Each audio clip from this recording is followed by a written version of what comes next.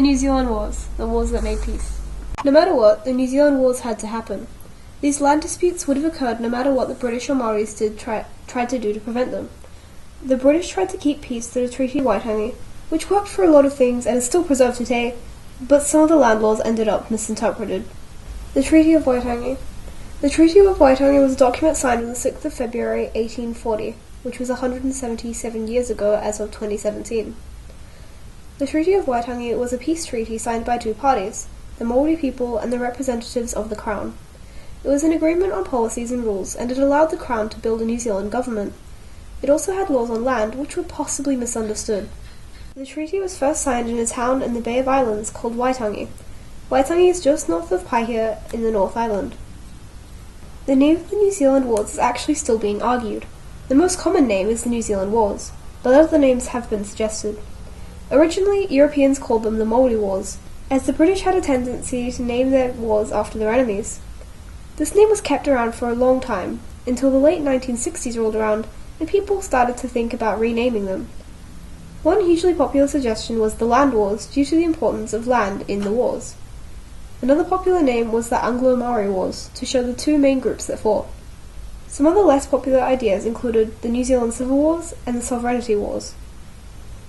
There are a few suggestions from the Maori Party as well, the most popular being Na Pakanga o Aotearoa, or the Great New Zealand Wars, and Tiriri Pakeha, the White Man's Anger. The New Zealand Wars started in 1843, only 3 years after the Treaty of Waitangi had been signed. This was 174 years ago as of 2017, and they lasted until the late 1870s. The first war was in 1843, as I said, and was between a group of British settlers led by the man named Arthur Wakefield and a Maori tribe led by Te Rangihaeta. Wakefield had led his group of people down to Nelson, but it was not rich with resources, so they looked to the Wairau Valley, an area of land that they believed they had purchased.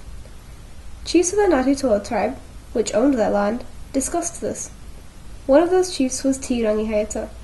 Te Rangihaeta disputed this with other chiefs, and they eventually removed one of the settlers' huts. On the 17th of June, 1843, Arthur Wakefield led almost 50 armed men to arrest the Ngāpuhi tribe. A possibly accidental shooting broke out, and Te Rangihaeta's wife, Te Rongo, was killed by a stray shot. About 4 Maoris died, along with 22 settlers, including Wakefield. Many of the Pakeha were killed as utu, or revenge, for Te Rongo. In 1845, another war broke out over land. This time the entire Ngāpuhi tribe was fighting against the government, as they had moved the capital from the Bay of Auckland, which had indecent ramifications to them economically. The Crown didn't have the authority to do this, and so the Ngāpuhi tribe took it upon themselves to put them in their place. Honeake, the leader of the Ngāpuhi tribe, was a strong believer in the Treaty of Waitangi, but even he agreed that the Crown were overstepping their boundaries. He took a group of his supporters to Kororareka to cut down a flagstaff to make a point. They had cut it down 4 times before they'd made their point. Not everyone in the Ngāpuhi tribe sided with Honeake. Another group from the Ngāpuhi, led by a man named Tamati Wakanene, fought for the British side. On the 11th of March, 1845, Honeake and 2 other iwi leaders, Tiruki Kawiti and Pumuka, led an attack on Kororeka, which was defended by English settlers and the British Navy, led by Acting Commander David Robertson of the HMS Hazard. Following the explosion of a gunpowder magazine, Pakeha were evacuated from the town. After the Kororareka attack, the British forces and colonies were strengthened.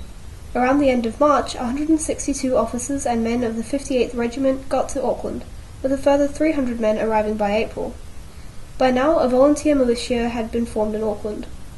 On the 27th of April, a man named Lieutenant Colonel William Holm sent hundreds of his men and 50 volunteers to reclaim Kororareka. The men arrived in Kororareka on the 30th of April via ships, and attacked multiple nearby pas, or settlements, trying to find Honeake and Honeake's supporters. But they'd already moved inland. Eventually, the British found Honeake and his supporters at his new pa in Puketutu, which is near Lake Omapere.